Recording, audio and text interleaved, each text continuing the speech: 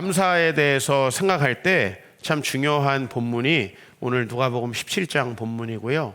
제가 가끔 가다가 몇 년에 한 번씩 이 본문으로 여러분에게 말씀을 전하는데, 이 본문에는 10명의 나병 환자가 나옵니다. 이 나병 환자들이 어디서 사냐면요, 11절에 보면은 예수님께서 예루살렘으로 가시다가 사마리아와 갈릴리 사이를 지나가셨다, 이렇게 이야기를 합니다. 근데 이 유대인들은 우리가 보통 지금 유대인이라고 부르는데 이제 이스라엘 사람들이라고 좀 총칭을 하자면, 이 이스라엘 사람들은 크게 세 구역에서 살았어요. 하나는 이제 갈릴리 호수를 주변으로 한 북동쪽에 사람들이 살고, 하나는 이제 중부 지역이죠. 중부 지역 즈음에 이제 사마리아인들이 살고, 그 다음에 예루살렘 근처를 유대 지역이라고 하는데, 여기에 이제 정통 자기들의 신앙의 자부심을 갖는 그런 유대인들이 살았어요. 갈릴리와 예루살렘 근처에는 쉽게 말하면 우리가 지금 주이시라고 부르는 사람들, 그러니까 유대인들이 살았는데요. 이 사람들은 나름대로 자기들은 신앙의 정통성을 지키고 또 하나님을 경외하는 사람이라는 그런 자부심이 있는, 또 여러분들이 성경을 읽다 보면 바리새인들이 나오는데, 바리새인들은 전부 다 이 지역에 살았습니다. 그 중간에 뭐가 껴있냐면 사마리아라고 하는 지역이 껴있는데, 이 지역은 과거에 우리도 지금 남쪽과 북쪽이 나눠져서 대치하고 있는 상황이잖아요. 그렇죠? 아마 우리가 지금 다시 합치더라도 북쪽 사람들과 남쪽 사람들이 서로에 대한 편견을 아무래도 많이 가질 수밖에 없죠. 이스라엘도 북쪽과 남쪽으로 나누어져서 몇백 년을 지내다가 북쪽이 먼저 멸망을 하게 됐고요. 그 북쪽이 아수르라는 나라에 의해서 멸망되고 그들이 신앙을 잃어버리고 또 혼혈이 되고 하면서 그들을 더러운 사람으로 인식하기 시작했어요. 그래서 원래는 사마리아라고 하는 마을과 갈릴리, 유대라고 하는 지역은 서로 소통하지 않는 지역이에요. 서로 갈릴리에서 유대 지역으로 올 때는 어떻게 했냐면 사마리아라는 지역을 피해서 왔다는 거예요. 쉽게 말하면 사마리아가 우리나라로 말하면은 충청도와 강원도쯤에 이렇게 있다고 하면은, 이 지역을 피해서 만약에 갈릴리 지역이 저 함경도 지역이라고 하면은 배를 타고 저 남쪽으로 이렇게 내려가는 형식으로 이 유대인들과 사마리아인들은 서로를 경멸했어요. 그런데 오늘 여기 말씀에 보면은 예수님께서 사마리아와 갈릴리 사이로 지나시다가 한 마을에 들어갔대요. 여기는 정말 변방입니다. 그렇죠? 서로가 서로를 싫어하는데 그 사이에 한 마을이 있는 거예요. 이 마을에는 어떤 사람들이 모였을까요? 이쪽에서도 인정받지 못하는 사람, 저쪽에서도 인정받지 못하는 사람들이 모였겠죠. 그들의 정체성은 뭐겠어요? 나병 환자라는, 또 사회에서 지탄을 받는다는 이런 공통점이 있겠죠. 그 사람들이 사마리아와 갈릴리, 이 서로 평소 같으면 만나지 않는 그 지역의 중간쯤 경계 지역에 있었던 거예요. 이 사람들은 정말로 사회에서 변방 인생입니다. 여러분들이 1월에 이제 필리핀에 선교를 가게 되는데, 필리핀에 선교를 가면은 로옥이라고 하는 마을이 있습니다.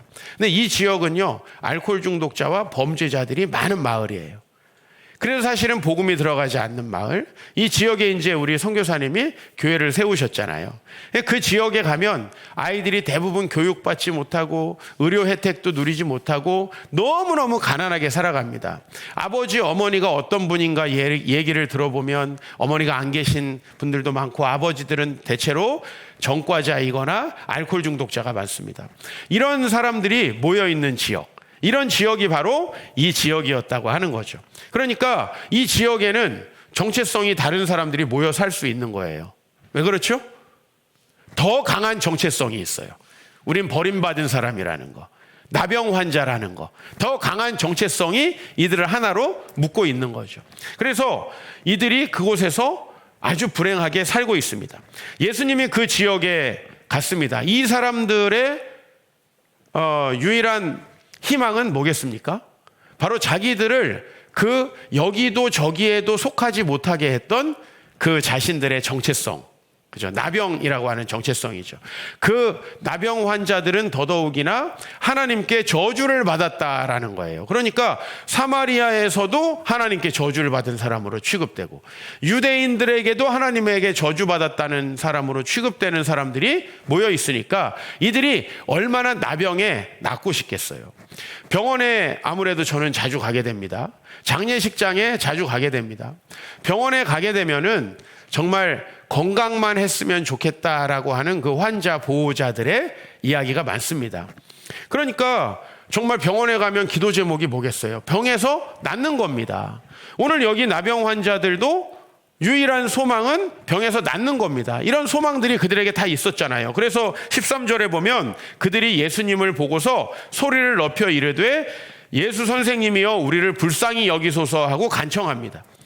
여기까지는 우리 모두가 대체로 비슷하지 않아요? 나에게 부족한 것들, 나에게 없는 것들을 좀 주셨으면 하는 여러분의 기도 제목의 대부분을 차지하는 그런 간청과 간절한 간구, 이것들이 이들에게도 있었어요. 예수님은 일부러 이 지역에 가신 거예요. 왜 가셨을까요? 예수님이 이 지역에 가셔서 그들의 문제를 해결해 주고 싶은 거예요.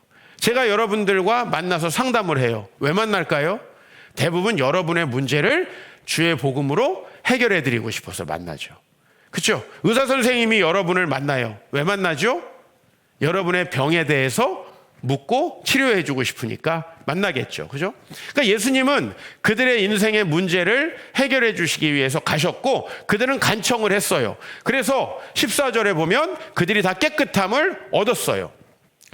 원래는요, 이 정도면은 이 본문이 끝나요. 일반적으로 복음서의 본문은 이렇게 문제가 있는 사람이 예수님을 만나요. 예수님을 믿음으로 간청했을 때 자기들의 문제가 해결돼요. 내가 가정에 문제가 있어요. 그래서 주님께 기도했는데 그 문제가 해결됐어요. 그럼 여기서 끝나요. 우리 자녀들이 문제가 있는데 우리 자녀들의 문제가 있어서 하나님께 간청했더니 그 자녀들의 문제가 끝나요. 오늘도 보니까 우리 아들하고 그 다음에 우리 최 집사님 딸, 그렇죠? 그리고 우리 이제 전진우 집사님 아들 이렇게 안경을 꼈더라고요. 그죠? 그럼 우리는 어떤 생각을 해요? 이 아이가 이제 잘 안경을 써서 교정되어 가지고 이 눈이 좋아졌으면 좋겠다. 그죠? 이렇게 생각할 거 아니에요. 뭐 이런 식으로 우리는 우리의 간청할 것들을 가지고 주님 옆에 나아옵니다. 근데 오늘 본문의 진짜 중요한 이야기는 여기서부터 시작이 된다는 거죠.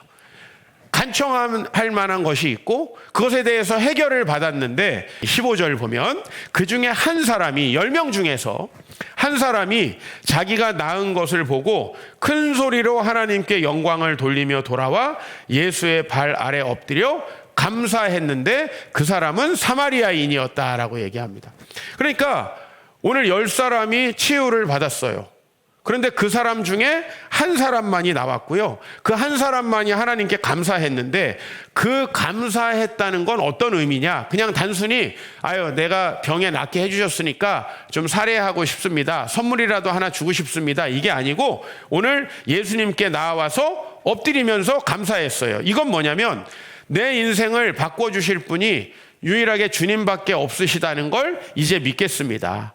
주님을 내 마음에 영접하겠습니다. 주님께 내 미래도 맡기겠습니다. 라고 하는 그런 표현이지요. 그리고 18절에 예수님은 좀 의아해합니다. 이 이방인 외에는 하나님께 영광을 돌리러 돌아온 자가 없느냐? 의아해 생각하면서 그 감사하러 돌아온 사람에게만 이 말씀을 하십니다. 같이 한번 읽어볼까요? 그에게 이르시되 일어나 가라. 내 믿음이 너를 구원하였느니라 하시더라. 그러니까 이 사람만이 주님 앞에 구원을 누리고 이제까지 살아왔던 삶과 다른 방식으로 삶을 살아가게끔 구원을 받게 된 거죠. 자, 한번 다시 문제로 돌아가 봅시다. 나병 환자들이 있습니다. 이 나병 환자들이 치유가 됐습니다. 이건 굉장히 놀라운 사건이죠. 그러나 나병이 걸리지 않은 일반인들의 입장에서는 이건 그냥 마이너스가 됐다가 본전 찾은 거와 비슷합니다. 그렇죠? 여러분, 건강하고 불행한 사람이 이 세상에 얼마나 많나요? 건강한데 사람 구실 못하는 사람이 얼마나 많나요? 우리 교회에 수많은 부부가 있는데 이 부부들이 아무도 나병에 걸리지 않았음에도 불구하고 감사하지 못하고 살아가고, 우리는 우리 자녀들이 나병에 걸리지 않았음에도 불구하고 그들이 특별한 삶을 살아가지 않잖아요. 병원에서 제가 우리 아이의 병만 나았으면 좋겠습니다라는 말을 들을 때 저는 마음속으로 이 본문이 항상 생각나요. 과연 그 아이가 병만 나으면 집사님은 만족할 수 있을까요? 과연 그 아이가 병만 나으면 행복할 수 있을까요? 이 세상에는 병에 걸리지 않고 많은 것을 소유하고 있는데도 불구하고 자신의 삶을 불행하게 여기고 늘 불평불만하는 사람이 얼마나 많습니까? 사실 인생이 진짜 달라지는 건 병에 걸렸다가 나았기 때문이 아니라는 거예요. 우리가 갱도에 갇혔다가 나아온 두 분 때문에 아주 주말에 마음이 따뜻했습니다. 그러나 그분들은 그냥 갱도에 갇히지 않았던 일반 광부와 똑같은 상태입니다. 그렇죠? 그들이 정말 자신을 구원해 준 주님 앞에 내 인생을 내어 맡기고 주님께 영광을 돌리고 살아가겠다고 오늘 여기 사마리아인처럼 큰 소리로 하나님께 영광을 돌리며 돌아와서 예수님께 감사하며 그분을 주인으로 모시지 않는 한 똑같다는 거죠. 여러분은요, 이미 나병을 낫게 해준 은혜를 입은 거 아닙니까? 우리는 나병을 걸리지도 않았으니까요. 근데 여러분들 중에 정말 그것에 대해서 감사하고 하나님께 영광을 돌리는 사람이 있나요? 아니, 우리는 여러 가지 문제들을 가지고 살아갑니다. 그 문제들이 해결되었기 때문에 그 하나님께 여러분의 미래까지 맡기고 있나요? 오늘 이 말씀을 준비하면서 우리 아들 지민이가 많이 생각이 났습니다. 우리 지민이는 태어났을 때부터 왼쪽 눈을 며칠 동안 뜨지 않았어요. 그래서 그냥 아이가 눈을 더디 뜨나 보다 생각을 했는데 그 눈이 심각한 문제가 있었던 거예요. 상하 조절도 안 되고 좌우 조절도 안 되고 그 다음에 잘 보이지도 않는, 그러니까 상사시 외사시라 그래요. 그리고 약시까지 있는 그런 눈을 가지고 태어난 거예요. 그 아이 때문에 참 병원을 많이 다녔습니다. 그리고 이제 지난달에 이제 완벽하게 시력이 돌아왔다 라는 이제 완치 판정을 받았어요. 그럼 우리 지민이는 왜 끼느냐? 이제 멋으로 끼고 있습니다. 이제 안경을 껴야 좀 남자는 좀 똑똑해 보이고 좀 그런 효과가 있잖아요. 우리 지민이는 이제 미용으로 안경을 껴도 되는 그런 상황이 되었습니다. 물론 이제 엊그저께 잘 보여서 그런지요. 아빠, 얼마 전부터 이렇게 밝은 데 있으면 눈이 너무 아파. 이게 잘 안 보이다 잘 보여서 그런 건지 모르겠지만 아직도 눈의 문제가 좀 있습니다만은 우리는 그렇게 현상이 회복된 것에 대해서 감사하고 반응합니다. 그러나 진짜 중요한 건 뭐죠? 그 아이를 고쳐주신 주님 아닙니까? 그렇죠? 우리는 우리가 취업이 되지 않은 상태에서 취업이 되길 바랍니다. 근데 여러분, 취업이 돼가지고 진짜 감사하며 사는 사람이 있나요? 이번 주에 되게 충격적인 통계를 하나 봤는데요. 대한민국에서 이렇게 취업이 되기 어려운 사회에서 정년까지 일하는 사람이 7.7%밖에 되지 않는답니다. 나머지는 전부 다 직장을 조기에 그만둔다는 거죠. 우리나라 얼마 전까지 공무원 되기가 얼마나 힘들고 젊은이들의 탈출구가 공무원이었잖아요. 1년 내로 그만두는 사람이 15%가 넘습니다. 여러분, 사람이 직업이 없다가 직업이 생긴다고 인생 달라지지 않잖아요. 오늘 여기 많은 분들이 결혼하셨는데 결혼하니까 인생이 달라지나요? 달라지긴 하죠. 많이 힘들어지시죠. 그렇죠? 네. 그래서 주변 사람들에게 넌 하지 마라 이렇게 권하시기까지 하죠. 좀 몸이 불편하셨던 분들, 그 몸이 회복되니까 인생까지 달라지던가요? 잠시 좋다가 끝나는 거 아닌가요? 집이 없으셨다가 집을 사신 분들, 또 다른 걱정거리가 생기지 않나요? 우리의 환경이 변하고 우리의 이 주변의 어려운 문제들이 해결되는 건 되게 좋은 일입니다. 그러나 오늘 하나님께서 여러분에게 요청하시는 건 누가 그것을 했느냐에 집중하는 것이고, 그거를 해주신 그 하나님 앞에 여러분들이 남은 인생을 바치고 살아갈 수 있느냐, 그게 진짜 여러분의 인생을 바꾼다라는 이야기를 하는 거죠. 그래서 오늘 여기 일어나 가라 내 믿음이 너를 구원하였느니라 하는 것은 이제 하나님과 더불어 살아가는 너의 미래는 건강한 다른 사람들과는 다를 것이다 라고 얘기하는 거죠. 수많은 건강한 사람들이 얼마나 그 건강한 몸으로 많은 범죄를 저지릅니까? 수많은 건강한 사람들이 얼마나 그것으로 불필요한 일을 합니까? 미국의 유명한 극작가 버나드 쇼라는 사람이 뭐라 그랬어요? 젊음은 젊은이들에게 주기에 너무 아깝다. 젊음은 뭐합니까? 힘이 있으면 뭐합니까? 그걸로 엉뚱한 짓만 하잖아요. 근데 오늘 여기 사마리아인은 지금 나병에 걸렸다가 회복이 됐어요. 이제 건강해졌어요. 그럼 얼마나 많은 힘과 에너지와 기회들이 생기겠어요? 그런데 여기 감사하러 나오지 못한 9명은 어떻게 살았을까요? 그 건강함으로 온갖 더 많은 죄를 짓는 사람이 됐겠죠. 그 건강함을 가지고도 늘 불평하는 우리가 주변에서 아주 흔히 볼 수 있는 사람들이 됐겠죠. 그런데 오늘 여기 사마리아인 이 한 사람만은 정말 새로운 삶을 살게 됐다는 겁니다. 왜 우리는 감사함을 누리지 못할까요? 그건 여러분들이 돈을 빌려보시면 압니다. 왜 사람들이 돈을 떼어먹나 그 심리에 대해서 저는 돈을 빌리지 않는 사람이거든요. 저는 없으면 없는 대로 살자. 이게 우리 아버지의 신조예요. 절대 손을 벌리거나 하지 않습니다. 그냥 없으면 없는 대로 살자. 어떻게 하면 되는지 아세요? 진짜 필요한 것만 사는 거예요. 저는 우리 아내가 목사님 이게 필요해요. 그러면 진짜 필요해? 진짜 필요하대요. 그러면 진짜 필요해? 물어봐요. 그럼 대부분 안 사요. 진짜 필요하진 않거든요. 예? 저는 이거 우리 아버지에게 배운 거예요. 그래서 저는 개척 초기에 돈이 없어도 사는데 별 지장이 없었어요. 그것이 훈련됐으니까. 근데요, 여러분, 우리가 돈을 빌리잖아요.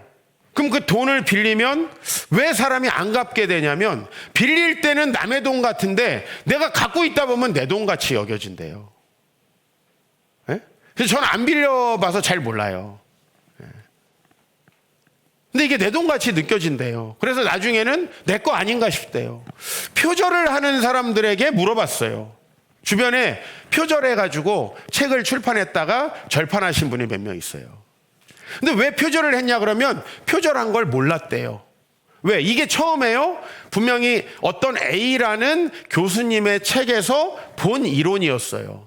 근데 이 이론을 강의할 때는 인용을 할 필요가 없잖아요. 뭐 강의할 때 이걸 뭐 가로 열고 누구 몇 년 작품이다 이럴 필요가 없으니까 계속 강의를 하다 보니 나중에 이게 자기 건 줄 알았다는 거예요. 자기의 이론인 줄 알았다는 거예요.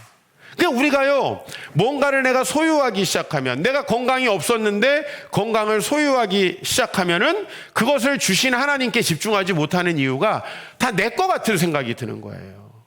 자녀도 여러분 없을 때 막 결혼해서 5년, 10년 못 받아봐요. 그럼 주님 주시옵소서 하죠. 막상 받으면요.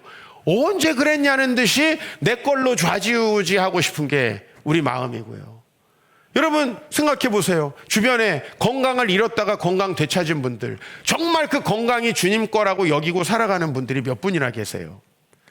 자녀를 정말 어렵게 얻은 분들, 그 자녀를 정말 주님께 주셨습니다 하고 그 주님께 영광 돌리는 사람이 얼마나 있어요. 진짜 고생하고 대학 들어간 사람은 좀 감사함을 느껴요. 야, 나 같은 돌머리를 주님께서 대학을 보내주셨네. 근데 재수 안 하고 탁탁 들어간 사람은요, 하나님이 보내셨다는 생각이 잘 안 들어요. 내가 해보니까 그렇더라고요. 예? 결혼도 진짜 어렵게 하면은 주님께서 주셨다 하는데 그것도 한 3개월 가더라고요. 예? 그냥 처음에는 좀 감사하지만은 그 다음에는 아이고 목사님 진짜 못 살겠습니다. 그렇게 얘기하는 거예요. 그렇게 결혼하려고 하다가. 여러분 우리가 일단 소유하게 되면, 갖게 되면 다 내 것인 것처럼 생각이 되는 거예요. 그래서 우리는 공금을 횡령하고 그렇게 남의 돈을 쓰게까지 된다는 거예요. 여러분 하나님의 것은 얼마나 많이 우리가 도둑질했을까요? 하나님이 나에게 취업시켜 주셨다고 지금도 생각하고 계신 분들 혹시 계세요? 하나님이 결혼시켜 주셨다고 혹시 지금도 생각하고 계신 분 계세요? 우리가 얼마나 받고 나면 감사를 못 누리나요? 하나님께서 세워주셨는데 그 어떤 하나도 감사하지 못하는 우리. 그래서 여러분, 감사는 세 가지 중요한 것을 기억해야 돼요. 따라해 봅시다. 감사는 결단으로 시작된다. 여러분, 오늘 되게 기뻐하시고 찬양을 들으셨는데요. 감사는 내가 감사하기로 해야 할 수 있는 겁니다. 예? 아유, 진짜 감사하는 마음이 막 우러나서 할 수 있는 사람은 별로 없습니다. 왜요? 내가 이미 갖기 시작하면 내 거라고 생각하기 때문에. 예? 진짜 잘생기고 예쁘신 분들, 감사원금 매주 하셔야 돼. 여러분들처럼 되려고 나는 아무리 해도 견적도 안 나와. 많은 여성분들이 막, 나도 저 사람 코처럼 해주세요. 이런 사람 감사원금을 얼마나 해야 되는 거예요, 도대체? 근데 감사하나요? 감사하나요? 네. 그걸 잃어버릴까봐 노심초사하고 걱정하기밖에 안 하잖아요.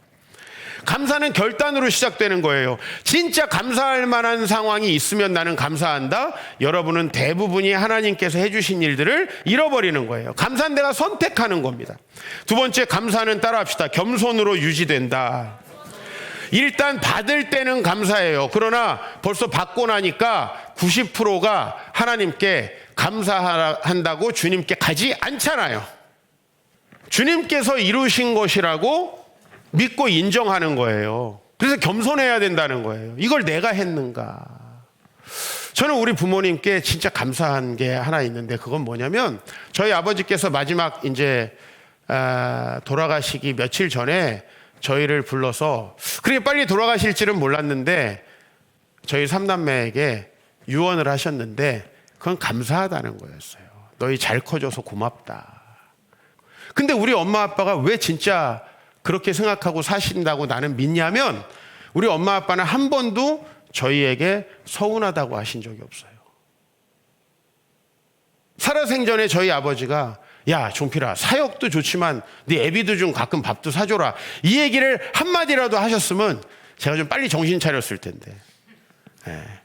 우리 부모님은 돌아가실 때까지, 우리 어머니도 지금까지요, 한 번도 섭섭하다, 너는 우리 용돈을 안 주냐, 한 번도 이런 얘기를 안 하는 거예요. 진짜 감사하시는 거예요. 지금 현재 그 상황에 대해서. 제가 우리 부모님 존경하는 건 그런 거예요. 뭐 크게 유명하고 위대하신 분 아니잖아요. 그러나 정말 겸손하다라는 거죠. 유지되는 거예요. 감사는 따라합시다. 표현으로 완성된다.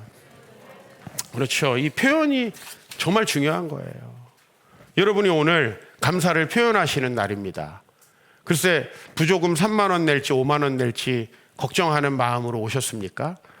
실패입니다.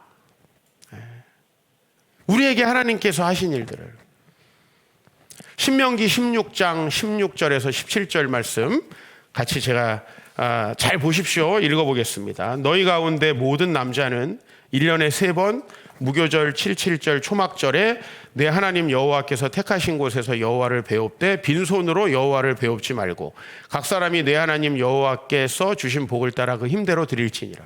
우리가 지금 부활절, 맥주감사절, 추수감사절이 그 4월, 보통 7월, 10월, 11월에 이렇게 있습니다. 그죠? 이것과 굉장히 유사하게 유대인들에게는 무교절 혹은 유월절이라고 하는 절기, 그리고 77절이라는 절기, 초막절이라는 절기가 있었습니다. 한 번은 하나님의 구원에 감사하는 절기예요. 우리의 부활절과 굉장히 유사합니다. 우리에게 행하신 일, 주님께서. 그리고 두 번은 추수에 관련된 절기예요. 지금 우리랑 똑같아요. 사실 우리도 부활주일, 고난주간은 주님께서 우리를 구원하시기 위해서 하신 그 일들에 대해서 감사하고. 근데 그 세 번에요, 빈손으로 여호와를 배웁지 말고 각 사람이 내 하나님 여호와께서 주신 복을 따라 그 힘대로 드릴지니라. 이거는 그냥 그 세 번 나와가지고 조금 두둑하게 헌금해라 이런 정도의 얄팍한 말씀이 아니고요. 이건 관계를 얘기하는 거예요. 제가 수많은 사람들에게 사역을 합니다. 근데 저는 요즘 마음속으로 한 사람은 내가 목회가 잘 될 때까지 도와줘야겠다라고 결심한 사람이 있어요. 누군지 말씀 안 드릴게요. 왜 이 목사님을 결심했냐면 제가 책을 10권 이상 냈어요. 뭐 많이 좀 책을 찍은 거는 11쇄까지 찍었으니까 책이 꽤 많이 팔렸습니다. 근데 그 수많은 책을 읽은 분 중에 정말 그거에 대해서 감사하다고 다 읽고 저에게 피드백을 주신 목사님은 정말 적어요.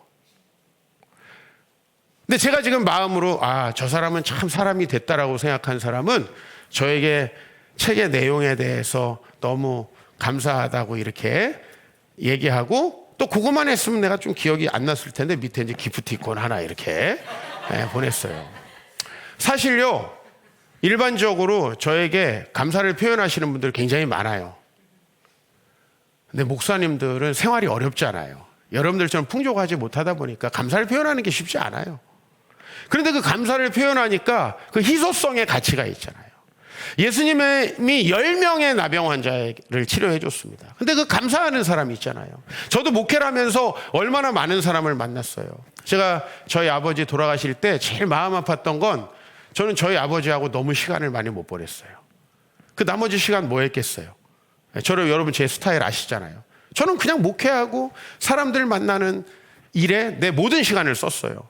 근데 그 중에서 정말 감사하는 사람? 글쎄요, 그렇게 많지 않아요. 오히려 설교 비판하고, 말투가 마음에 안 든다 그러고, 마음에 안 드는 건 죄송합니다. 근데 이런 사람이 더 많다는 거예요. 누가 기억날까요? 그 감사한 그 사람하고는요, 다음까지 연결이 되더라고요. 수많은 사람들이 저하고 함께 공부를 하지만 그 수많은 분들 중에 감사하다고 피드백을 주시는 분만 기억이 나요, 이상하게. 인간으로서는 그렇다는 거예요. 그래서 여러분들, 왜 하나님이 감사하라고 했느냐? 여러분, 우리가 하나님 앞에 힘닿게 감사할 때 우리의 그 감사한 그 날부터 우리의 생각이 조금씩 바뀌는 거예요. 하나님 진짜 감사하구나. 근데 와봤는데 추수감사주일이네. 주머니 막 뒤져보니까 10,000원짜리 몇 개 있네. 기억날까요? 아마 내일부터 기억이 안 날 거예요. 근데 우리가 정말 감사함을 신실하게 표현했을 때 그 하나님이 여러분들과 항상 마음에 함께 있을 가능성이 높아지는 거예요. 그 하나님 앞에 미래가 달라지는 거예요. 다시 한번 말씀드릴게요. 이 나병 환자가 건강해졌어요. 그냥 감사하지 못하는 수많은 멸망하는 건강한 사람들과 똑같은 상태가 된 것뿐이에요. 그러나 그가 감사했을 때 그는 예수 그리스도를 주인으로 받아들이기 시작한 거고, 그 예수님이 그의 삶을 다스리기 시작한 거예요. 이렇게 최고의 기회를 놓친 사람들이 훨씬 많다라는 거죠. 여러분은 꼭 10% 안에 들었으면 좋겠어요. 9명은 감사하지 않습니다. 자기가 받은 것에 감사하지 않습니다. 여러분, 자녀들 키우다 보면 뭐가 제일 속상해요? 내가 정말 자녀를 위해서 얼마나 수고합니까? 그죠? 근데 우리 엄마는 이거 안 해줬어, 이거 잘못했어, 우리 아빠는 이거 잘못해서, 잘못한 것만 얘기할 때 얼마나 섭섭해요. 그리고 그렇게 불평하는 아이들이 미래가 열리겠어요? 수많은 선생님들이 있는데 그 선생님들이 잘한 거에 대해서 감사하는 아이, 얼마나 오래 기억이 나겠어요? 그죠?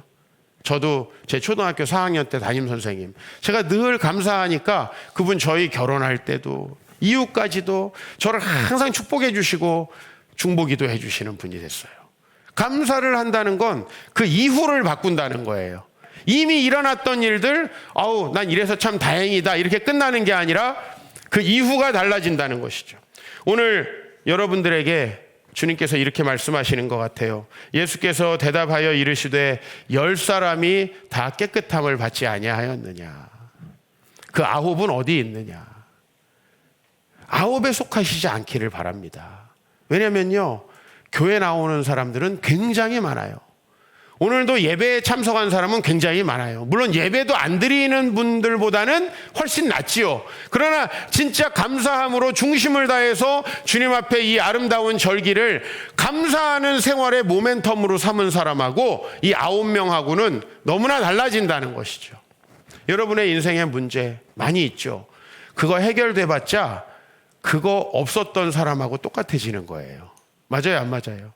우리 아들이 눈이 엄청 안 좋았는데 몇 번의 수술을 거치고 안경을 수도 없이 써가지고 이제 정상이 됐어요. 그래봤자 뭐랑 똑같아요? 눈 잘 건강하게 태어난 아이랑 똑같아요. 이게 나중에 무슨 감사가 되겠어요? 그러나 나를 그렇게 인도하신 그 주님을 의지할 수 있다면 그 인생은 정말 달라질 수 있는 것이죠. 감사를 표현하십시오. 저는 목회자 자녀였기에 감사합니다.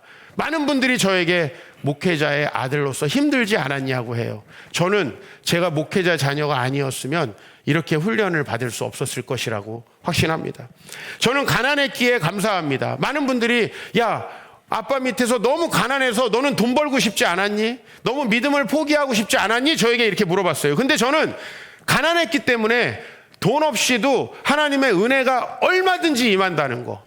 지금 이 시대에 어떤 기자들이 개천에서 용 안 난다고 얘기해도 저는 개천에서 용 난다고 확실히 믿는 사람이에요. 누가 인생이 잘 되겠어요? 여러분 자녀들이 아유 우리 엄마가 학원 안 보내줘서 난 공부 못해. 우리 학교에 이런 선생님이 있어서 못해. 직장 가니까 이런 상사가 있어서 안 돼. 이런 아이들이 잘 될 수 있겠습니까? 그런데 저는 어디를 가나 잘 될 수 있다고 믿어요. 개천에서 용날 수 있다고들 믿어요. 왜? 내가 가난했을 때 경험한 거기 때문에. 얼마나 감사합니까? 저는 자녀가 많아서 감사합니다. 많은 분들이 힘들지 않냐고 물어봐요. 그랬다가 아 목사님은 자녀 양육을 안 하죠. 또 이런 식으로 빠져요. 뭐 생각하는 건 자유입니다. 돈이 많이 들지 않느냐고 물어보더라고요. 근데 저는요 교육하면서 우리 아버지에게 어떤 경제적 부담도 드리지 않았어요. 네. 하나님께서 채워주신 것으로 충분히 공부하고 남아서 동생들에게도 왜 여러분 자녀들도 그렇게 될 거라는 생각을 못합니까? 저는 우리 자녀들이 있어서 너무 행복합니다. 근데 제가 제일 행복할 때는 언제냐면 자녀들이 저를 필요로 할 때예요. 이제 위에 세 놈은 저를 필요로 한다기보다는 이제 제가 버는 돈을 필요로 하는 것 같아요. 그래도 뭐 좋습니다. 그거라도 있으니 가끔 아빠한테 밤에 와서 아빠하고 말을 걸어주니까요. 뒤에는 대체로 머니에 관한 얘기긴 하지만 특히 우리 이루에게 아빠가 되어줄 수 있어서 너무 감사합니다. 그건 제가 다시 태어나고 다시 태어나고 다시 태어나도 더 많이 하고 싶은 일이에요. 누군가에게 필요한 존재가 된다는 거 이게 얼마나 감사해요. 여러분들은 여러분의 힘든 일을 가지고 저에게 와서 상담을 요청하면 제가 힘들어할 것 같죠. 제가 진짜 힘들어하는 건 안 변하는 사람들 때문에 힘들어하는 거예요. 자기의 변화를 위해서 간청하고 나아오는 사람 예수님도 항상 기뻐하셨고요. 저도 사실 기뻐요. 변화되고 싶습니다. 제가 어떻게 해야 될까요? 이렇게 오는 사람이 뭐가 문제예요? 그렇죠? 얼마든지 오십시오. 제가 다른 사역을 안 하고라도 얼마든지 여러분들을 맞아드릴 준비가 되어 있습니다. 저는 저를 목회자로 부르셔서 감사하거든요. 많은 분들이 목사님은 목사님 안 하셨으면 돈 많이 벌었을 텐데요. 이렇게 얘기해요. 전 절대 그렇게 생각하지 않습니다. 저는 저를 목회자로 부르셨기 때문에 나도 여러분들과 똑같은 질문을 하고 살거든요. 나는 왜 살아가야 되는가? 거기에 대해서 이 부르심이라는 게 모든 답변을 주잖아요.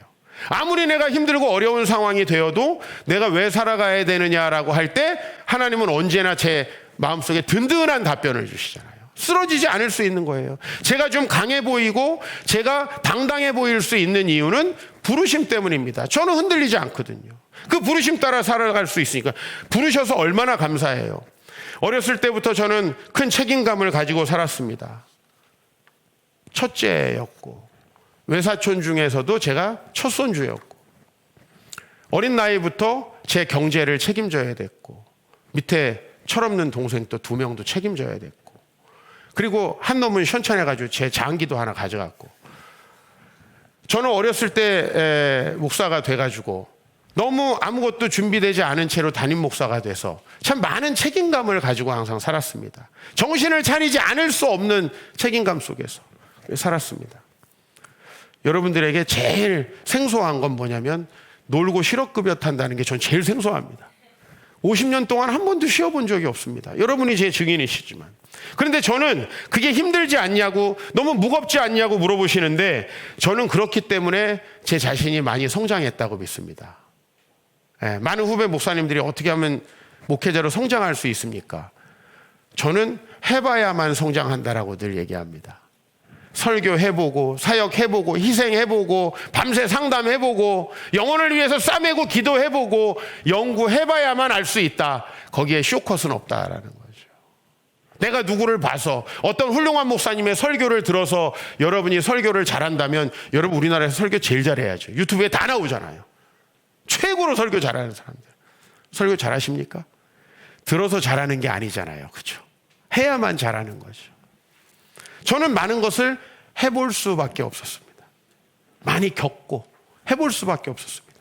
그리고 이제는 또 어떤 일이 있어도 감사하면서 해보려고 하고 있습니다. 사람은 전부 다 어려운 일이 있을 때 도움을 요청하고 간청하는 데는 진심입니다. 오늘 10명의 사람들이 예수님께 간청하여 소리 지르는 데는 열심을 냈지만 그들에게 정작 은혜가 주어졌을 때 감사하러 나온 사람은 한 명입니다. 여러분, 간청만 하시고 감사하지 않는 삶, 이거는 망하는 삶이에요. 그러나 간청은 점잖게 하더라도 감사는 큰 소리로 하나님께 영광을 돌리면서 작은 것을 받아도 크게 감사하면서 이것을 훈련하시면 좋겠고요. 여러분이 그게 훈련되면 여러분 자녀는 똑같이 할 거예요. 제가 유난히 청년이고 사회에서 뭘 배우지 못했을 나이인데 감사를 잘하는 애들을 만나요. 제 청년 사역을 했으니까 100%예요. 엄마. 야, 뭘 이렇게 맨날 감사한다고 뭐 이렇게 선물로 돈 낭비해? 뭘 남한테 이렇게 돈을 써? 이런 엄마의 자식들은 안 될 수밖에 없어요.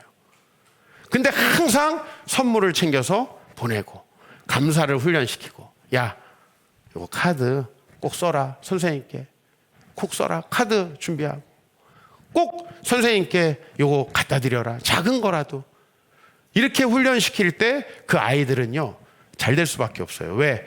우리는 우연히 많은 좋은 사람을 만나고 우리는 하나님의 은혜로 때때로는 병도 고쳐지고 또 좋은 기회를 맞아요.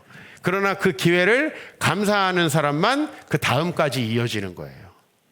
그 다음까지 이어지는 거예요. 많은 학교에서 저는 강의를 하고 많은 교회에서 부흥회를 하고 많은 사람들과 만났고 목회를 했지만은 기억나는 사람은 감사한 사람밖에 없어요. 그리고 그 사람은 삶이 바뀌어요. 변화되는 거예요. 간청보다는 감사의 진심 되시는 여러분 되시길 바라고, 오늘 우리가 1년에 3번 빈손으로 나오지 말라라고 하는 그 절기 중 하루입니다. 오늘이 그 하루입니다. 오늘부터 다시 감사의 삶이 회복되시는 여러분 되시기를 주의 이름으로 축원합니다.